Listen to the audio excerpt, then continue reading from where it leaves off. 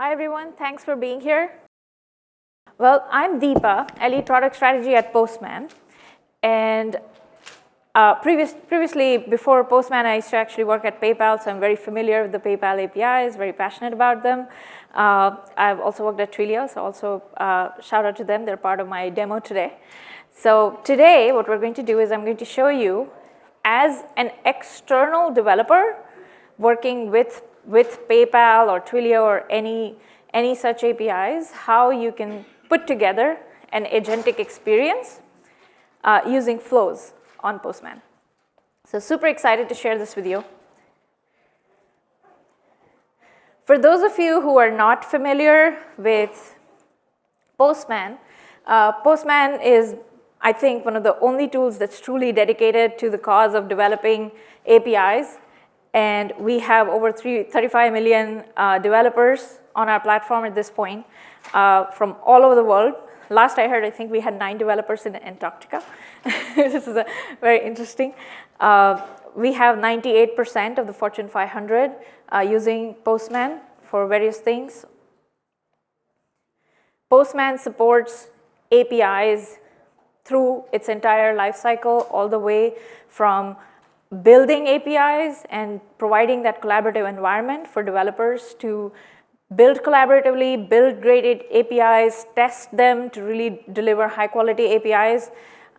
We also have a public network which allows for publishing your APIs for developers externally so that the right developers can discover your APIs and start building cool things with them, the way we will today with PayPal APIs. And the last, and I guess the new and exciting thing in the world of APIs is the agentic experiences. Because ultimately, any AI experience will depend on APIs. Because as systems talk to each other, that is always enabled by APIs. So APIs truly power AI experiences, even if users may or may not realize it. And at Postman, we're actually building a whole suite of new products that are empowering developers to build agentic experiences, build AI-powered experiences on top of all the work they've already done with APIs, and also enabling them to make their APIs accessible and compatible with agents. We have new products coming in that space with our AI agent builder, MCP servers, and a lot of new exciting projects that you will hear about in the future. Today's app, the demo that I'm going to do, is about building a smart subscription management app using PayPal APIs as part of an AI workflow.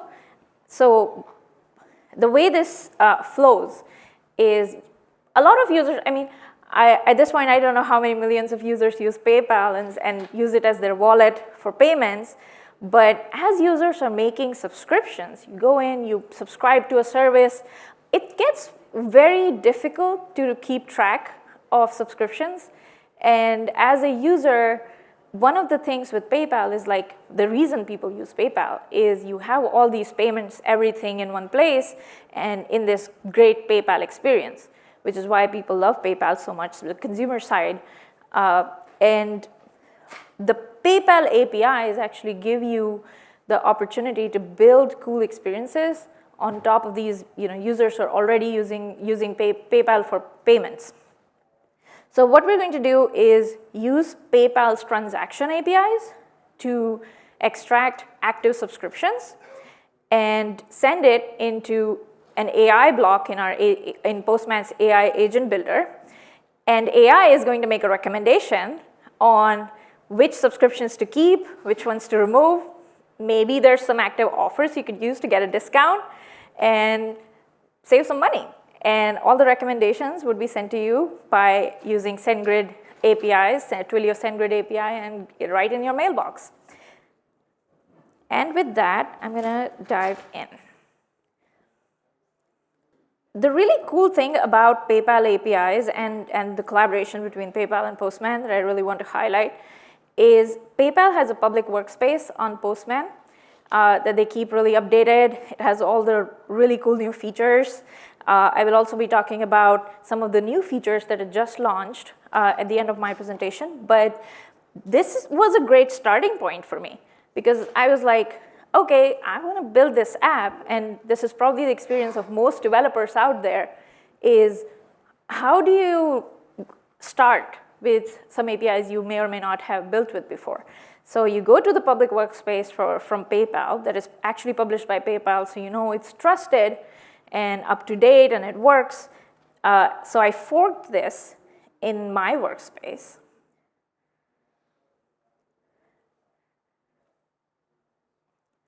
Right here, you can see this is a fork. Let me know if the visibility is clear. Yes. So I forked this, started using them, started to play around with them, set up my credentials. Then I started getting into flows, which is a visual builder within Postman, where I can build kind of a flow diagram, kind of a simple way of building an app, drag and drop tool, no coding required.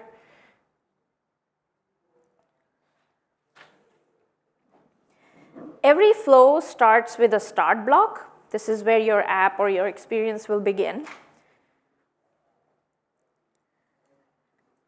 So then the first step you have to do working with PayPal APIs is actually get an access token. Now, if you see here, I have set it up using my set of endpoints in my own collection. So it's using my collection, my Postman collection, as the base. And I have my environment set up with all my credentials right here. And like any developer, my workspace is a little messy. So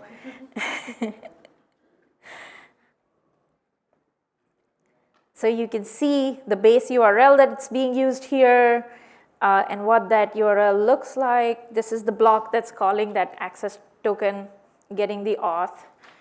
I'm just going to quickly run this.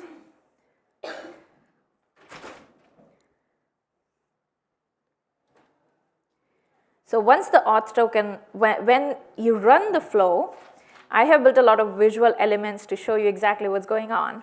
In this case, you get the user authenticated. So there's a green flag of success.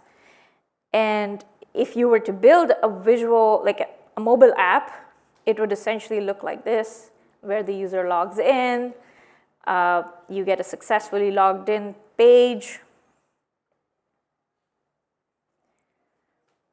Right here, I'm using the list transactions endpoint. And it's really interesting. There is a certain element of getting the transactions for a particular merchant. Interestingly, there is, for a user, you can have subscriptions. You may not have subscriptions. So you have to identify the right transaction type to get them filtered. That is happening here in the evaluate block. For this particular use case, I will talk about scenarios in just a second. There are subscriptions. So this is a scenario. We have this opportunity to set up scenarios. And one of the scenarios that I have is where a user has multiple Netflix subscriptions, and they didn't realize. So now we found the subscription. And the app, the hypothetical app, could have a UI that shows you that, oh, you have 22 active subscriptions. And these are the active subscriptions you have. It's a long list.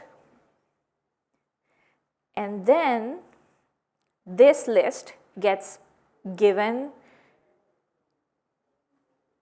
passes into the AI block right here. In Postman's flow experience, we actually have the OpenAI built in. So out of the box, you don't actually need your credentials. You could, if you wanted to, use your own credentials, you could, but from a developer standpoint, if this is just a starting point, you don't need to provide it. In this demo, I'm just using the one that's out of the box. You can actually see what the input and output of every block is. both for the purposes of as you code it and also later for debugging that I will also show. That output from the AI model is also piped with a mock API that I built, which is just offers. So hypothetically, if there are, let's say there's a 50% discount running on Netflix, then that's publicly available, maybe that's something we can recommend. So now AI is taking all your active subscriptions and any available offers, combining them, evaluating the best recommendations. So right here, the AI block is saying, maybe these are the 4 subscriptions you could potentially look into discontinuing. You have Netflix, T-Mobile, Dropbox that you can discontinue. And finally, all these recommendations are also piped into this SendGrid block, which is going to send an email to your mailbox. You can see the environments for every block can be set up separately if you wanted, or you could have environments set up for the whole flow. And these tools kind of make it very easy for developers to build in this kind of low-code, no-code environment and just really get things working. So this email should be in my mailbox right here. So got all the recommendations right here. One of the cool things here that I really want to highlight is the way I've set up this flow is you can see the first group of blocks is authentication. This is just logging into PayPal. The second block is getting subscriptions. The third block is the AI piece, and the final block is the email piece. And let me also show you another scenario where, let's say the user, let's say we found no active subscriptions. What happens then? We can just run that scenario.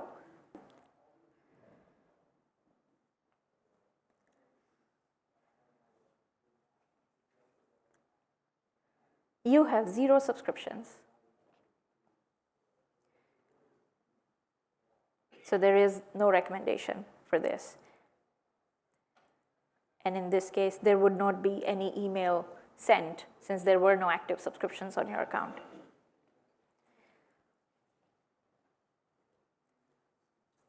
So you can actually, the way I set up these scenarios is actually the PayPal developer portal is really interesting, I think very unique compared to a lot of APIs out there where you can set up merchant accounts and user accounts. So I actually set up different users with different types of subscriptions. So you have to kind of set that up in the portal where you set up a merchant, you create a subscription for them, you create these users, you subscribe them to various subscription products. So I created these users and set up different levels of subscription in their accounts. And that's how these scenarios are being built, is essentially, if you look at it, it's really just passing a user ID. So for the given user ID, it's showing you what the scenario is. For this user, it's different. For different users, it's different. Another cool thing, something I really want to highlight is, if you think about it, a lot of it is fairly straightforward. For me, I pretty much picked out of the box the PayPal endpoints, and it was very easy to set up these particular blocks. One thing that's coming up is PayPal is adding these blocks that you see here for authentication, add subscriptions, or find subscriptions into their public workspace. So what that enables you to do is, if you're an external developer, if you're just trying to build an agentic experience, you don't have to figure out any of this. You can just copy paste this bundle of blocks and add it to your flow. So if you think about it, about 60% of this experience is essentially pre-built, something you can copy from their public workspace. And that makes it really easy for developers to start building agentic experiences or workflows and apps and start including PayPal into that experience without really having to figure out anything in terms of how the APIs work. In fact, a lot of the workflows in the public workspace, and Rebecca will be coming over to talk a little bit more about it, but they are designed to enable developers to not even have to set up your credentials. And there is a starting off credential that you can just start building with.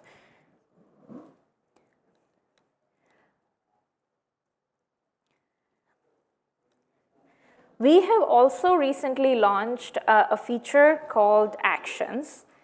And this actually just came out last week. But now you have the ability to essentially deploy a flow. So it is hosted on Postman Cloud. You can build flows or little apps. You don't even necessarily need a UI. It doesn't have to be a visual experience. But if you just wanted to, let's say, set up something like every time I make a PayPal payment, I want to add it to my Notion database, just for my personal accounting purposes. You can build little apps like that using Actions and just deploy it on Postman. And with all the ready-to-use blocks provided by PayPal Workspace, it becomes really easy. And we have over 100,000 publishers on the Postman public network, and you can leverage all of those capabilities within this experience. So you can build a lot if a lot of these APIs are ready to use and just bundled together for you in nice collections, which are ready for you to get started. Thank you, Deepa. Awesome demo, awesome talk. So I'm the PM at PayPal, and part of my portfolio is the public Postman collection. And we just did a big drop last week that has some flows, not Deepa's flow, but some of our standard PayPal checkout flows. And there's some reusable flow modules. We also introduced a new recurring payment revenue model flow. And I don't know if there's anyone here working with our partner APIs, but we have a brand new partner API collection. So I encourage you all to check it out. Oh, we don't have the QR code. I can go to postman.com/PayPal, and you'll land on our public workspace and fork our awesome collection. And like Deepa said, it's designed so that we designed it so your time to first API call is less than 1 minute, and that is true. So you don't even have to worry about API credentials. We give you some free credentials out of the box. So I encourage you all to take a look at it. Thank you. I highly encourage everybody to fork the PayPal collection from the public workspace. I also want to give a shout out to Salome Braganza, who's not here today, but she really helped me build this flow. We have the PostCon conference coming up. There are QR codes on each of the chairs that you can find out. And do plan to join us. There's a lot of exciting stuff coming up on Postman regarding AI and all the new things that are going on in the world of APIs. I think these are really exciting times. Now I would want to open it up for any questions.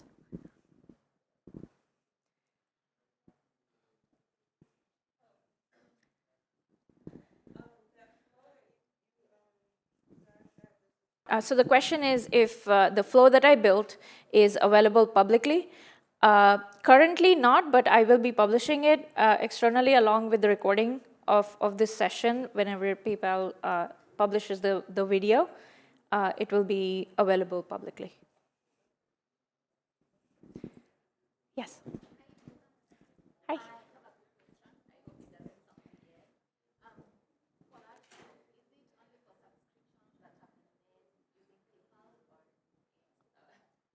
That's a fair question.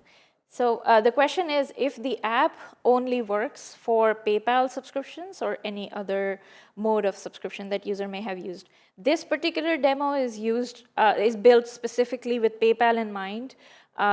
There are apps out there that do it for a lot of different things. For example, there's one called Rocket Money that is the most prominent in the space. But this demo is built just with PayPal. So if a user had made, when you go to any website, let's say you go to Netflix and you're making that subscription and you decide to pay with PayPal, then that subscription will show up in your PayPal account. And those are the subscriptions you're managing here through this app. Yes. Does this work with your partner integration? Like if I am merchant of the Shopify or WooCommerce, can I put my credential and do this? Yes. So PayPal APIs are actually designed for merchants in mind. And this is using actually a very small capability within it. But merchants do have a lot more functionality with managing subscriptions and offering subscriptions to their customers. Sorry, I forgot to repeat the question. The question was that if this flow also works for merchants on using PayPal APIs. So yes, and there's actually a lot more capabilities that I did not cover. Thank you. Of course. Yes.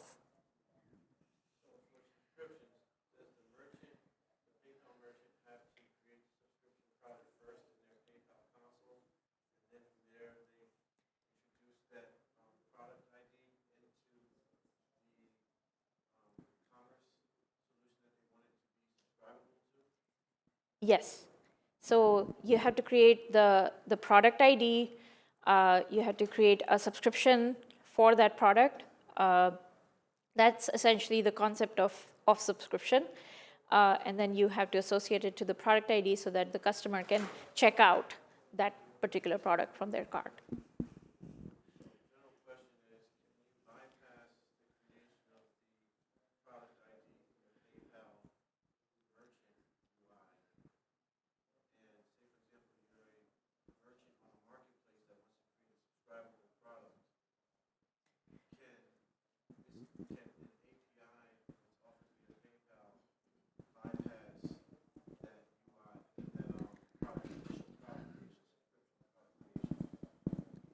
So if I understand correctly, your question is, can we bypass creating the product ID for creating a subscription? No.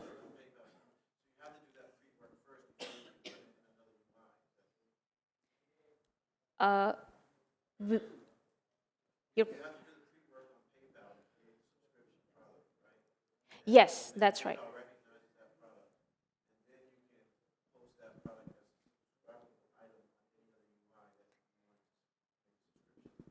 That's right. So the question is for everyone, do you have to create a subscribable product on PayPal in Sandbox and Developer Portal before making it available for subscriptions? The answer is yes.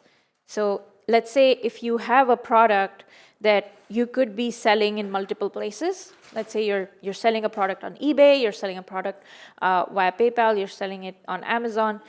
You would still have to create different product IDs on all those platforms. So it's kind of similar, where as a merchant, even on PayPal, you would have to create a product ID, associate it with a subscription plan, so that that product is eligible for subscriptions before you can offer it for customers to check out and subscribe to.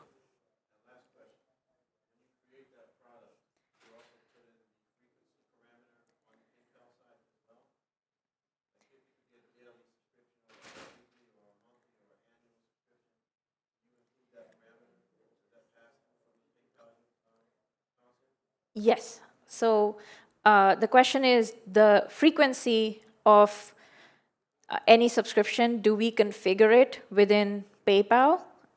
Yes, you can do it via API call in the subscriptions API when you create the subscription. When you set up these subscription plans, you can associate the frequency for them. So if it's daily, weekly, monthly, I think now for a lot of mobile apps, weekly subscriptions are becoming really popular. You can set that up for your product through an API call or through the console. Right, so there's a learning curve for the PayPal merchant. Make sure they know that PayPal subscription product creation step, right? Because the marketplace cannot just, through a form, introduce the insertion of a subscription product via the API. There's a learning curve for the merchant to create a subscription product. It's not just I want to post a subscription product as a merchant. I have to do a prerequisite prior on PayPal. So there's definitely a learning curve in terms of setting up your developer profile, understanding some of these foundational concepts around subscription or subscription plans, products. I think that is true of any APIs that you might build with. That's exactly why the public workspaces are so useful, is it handholds you through some of that learning curve so that it's relatively easier to get started.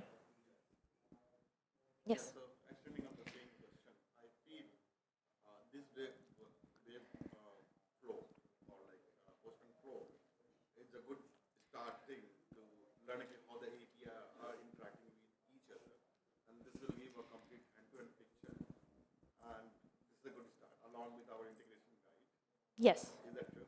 And the second question actually I think asked like, can I do pre-work beforehand on either the soft portal or somewhere else, so I can create my plan, I can product and subscription plan, and then start in between anywhere? I think that answer is also yes. Correct? Like let's say I already created a plan and now I'm trying to figure the transaction, so I can pick up in between of the workflow, and I can still start from there by putting the right input. Is that correct understanding? So just to capture the question for everyone, the question is if there is a place that you can do the pre-work, like the setup, creating subscription plans or users, so that you can, as you build the flow, you don't have to do that pre-work. So you can do that pre-work in collections. That's where when I forked the collection, this is where you can, for example, you can hit these APIs from within Postman, so you don't really have to write code. You can actually, and this is what I did, is entirely, like all of the things that I set up was from within Postman. I went to subscription APIs, I looked through transaction APIs, and without really going into the documentation, pretty much following the instructions that are already published here, I was able to add products and create subscriptions. So this is the endpoint that I'm using here for list transactions. So what I can do is I can hit this endpoint, see what the response looks like, see what kind of information I'm getting. This is what I used to, before even getting into the flow, this is kind of the pre-work space, is in collections, I can call these APIs, see where the data is that I need, what do I need to really make it work? So one of the real journey I had was I just started looking for subscriptions. And then I discovered that transaction endpoint actually gives me better results. So looking through different endpoints and seeing which one is better, then I started looking for subscription type of transactions. And then it said, you need to have subscriptions associated with it. So backing it up, for setting up subscriptions, you need a subscription plan. For subscription plan, you need a product. So I kind of worked backwards since I was working entirely off of documentation and purely in Postman. But with each error code, I could work backwards, and in one go, like once I discovered each step, I could set it up fairly easily. So that didn't really take me too long to get set up. Pretty much right. Not like every people has to do that because you already created a flow. Yes. If I just go through the flow, I don't have to go the. So let me show how I did exactly what Rebecca said. She was explaining how you can take the official collection, which has everything, and then I extracted out some of the things that I was playing with. So I don't actually have to keep everything in my actual workspace. I can extract out the things that I need into a separate collection so that I have a workspace that is not cluttered with all the other things that I'm not going to use. So I can separate out things I need. I did the same thing with Twilio. So this is not all of Twilio, this is all I need. I just need one endpoint. So that way the collection space is also fairly clean. And in case of PayPal, if you look at the public workspace, what you now have is in the public workspace, you have a number of flows that are now published. So what you can do is go into these flows, and they already have a lot of the work and instructions set up for you that you can essentially just clone. We have the functionality to clone a flow into your workspace, put in your credentials, and you're all set up. So whenever you clone a flow, it automatically copies over a collection with all the necessary endpoints. So you're essentially backing into a neat collection that has exactly what you need and no noise. Any other questions?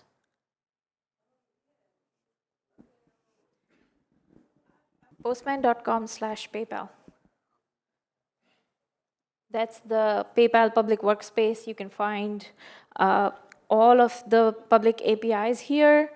They have recently published the partner APIs here as well.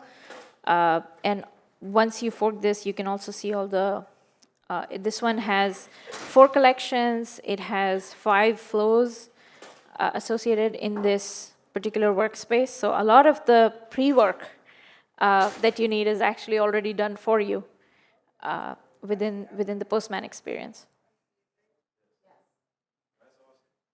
That's the plan. So the question was if there is a growth model for the PayPal public collection, and this is true of, like, of course, PayPal, I think Rebecca has been really visionary here in terms of building a better developer experience through Postman, but that's exactly what Postman platform enables, is for API publishers to continue publishing to their public workspaces so that developers can, keep up with the changes, new features. We actually have updates that you get from different, you can watch or follow collections or workspaces so that you get notified when new things are being published and new features are being added. And yes.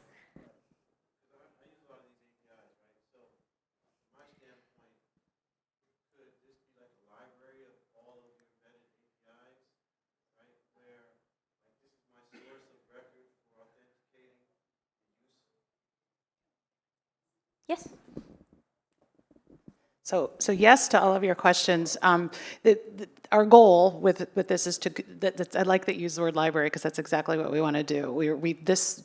The recurring revenue vaulted payment flow is the first use case based flow and collection we've released. Our intention is over the next couple of quarters is to build a small library for common use cases. The ones that we know are the most popular or common so that people have a ready to go out of the box working example that they can click and run within minutes. So that's the goal. And one of the reasons why we're doing this is because Postman has been delivering so many AI agent building tools. So this just accelerates you. If your next step, like everyone's is to build an AI agent into it. You have the canvas right there, and you can pull an AI agent request right into your existing flow and save yourself hours of times configuring and setting it all up. That's the goal.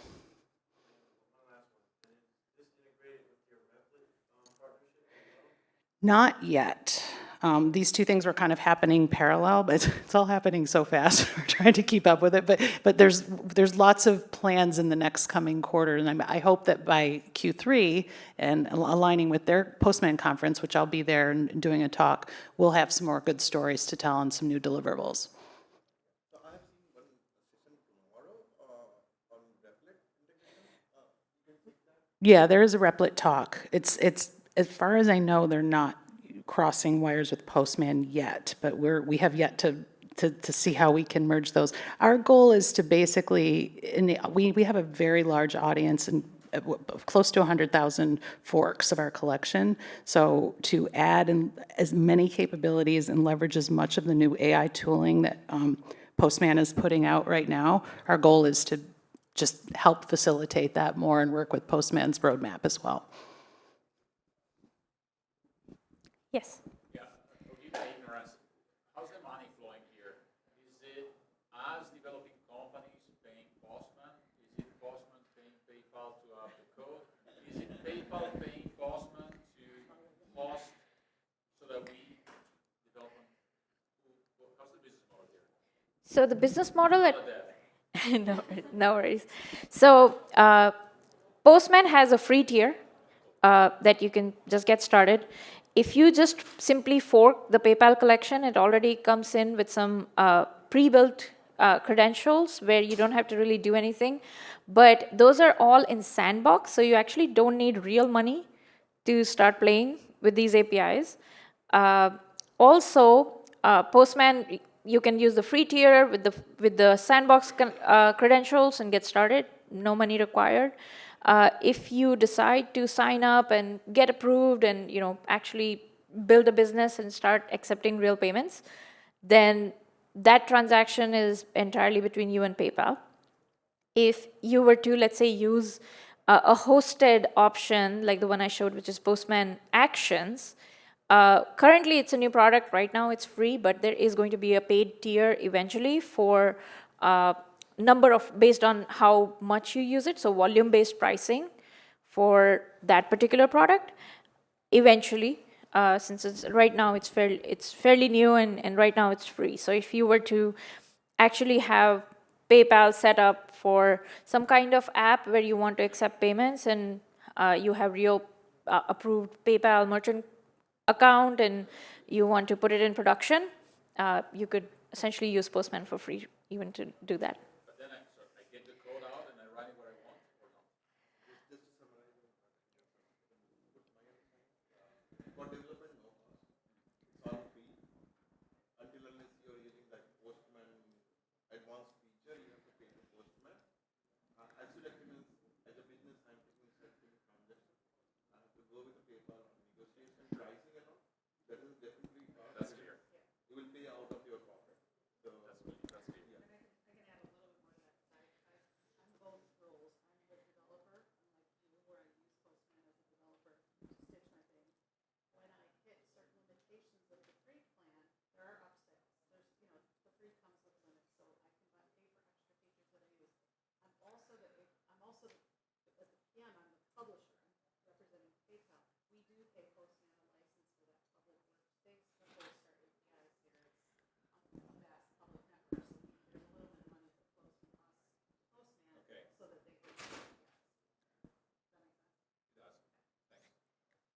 Yes, just for everyone's benefit. So PayPal does have a paid subscription with Postman that allows them to publish this public workspace.